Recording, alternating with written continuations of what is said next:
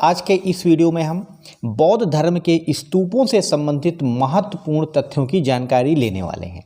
और फ्रेंड्स, स्तूप वैदिक काल में प्रचलित सवादान टीले थे, यानी कि यहाँ पर मानव के शरीर के अंगों को रखा जाता था। मुख्य रूप से जो स्तूप बने हुए हैं उनमें गौतम बुद्ध के जो अंग हैं, अवशेष हैं या फिर राख हैं, उनको रखा गया है। स्तूप में मृतकों के अवशेष और राख को रखा जाता था। गौतम बुद्ध की मृत्यु के पश्चात 9 स्तूप बनवाए गए थे दोस्तों।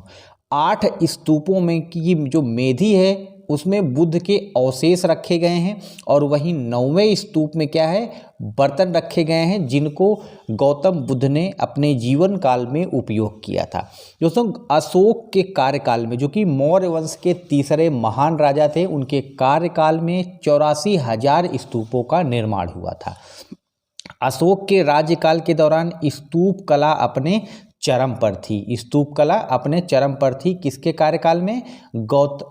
सम्राट अशोक के कार्यकाल में। दोस्तों, अगला कुछ हम संरचना से संबंधित जानकारी लेंगे। दोस्तों, स्तूप की संरचना, इसको आप अपने दिमाग में बैठा लीजिए, कई बार इसमें से संबंधित एग्जाम्स में प्रश्न पूछा जाता है। तो दोस्तों, जो स्तूप होता है वह सवादान टीले होते हैं। पहले ये जानकारी आप रखिए।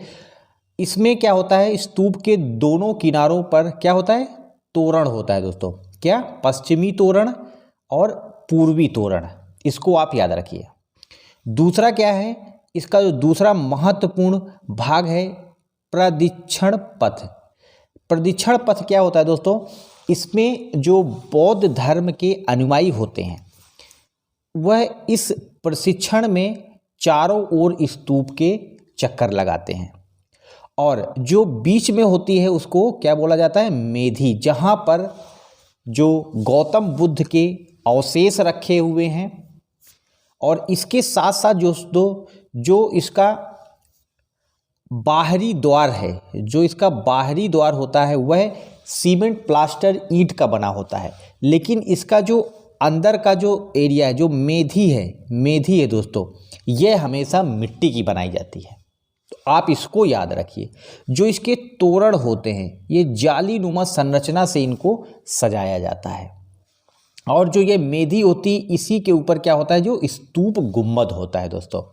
और जो गुम्बद के ऊपर की संरचनाएं हैं, 2 संरचनाएं आप याद रखिए दोस्तों, हर्मिका, यष्टि और छत्र।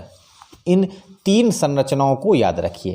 तो दोस्तों, जो स्तूप है उसकी संरचना आपको यूपीएससी का यदि आप एग्जाम्स दे रहे हैं तो उसमें संरचना पूछी जा सकती है। तो आप इस संरचना को याद रखिए, कौन कौन से भाग हैं उसमें से। अभी हमने हल किया पश्चिमी तोरण, पूर्वी तोरण, उसके साथ साथ प्रदक्षिणा पथ जो होता है, छत्र होता है, यष्टि होती है, हर्मिका और स्तूप का गुंबद।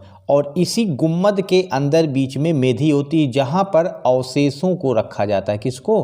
अवशेषों को रखा जाता है। बुद्ध के अवशेषों को इसी मेधी पे रखा गया है दोस्तों।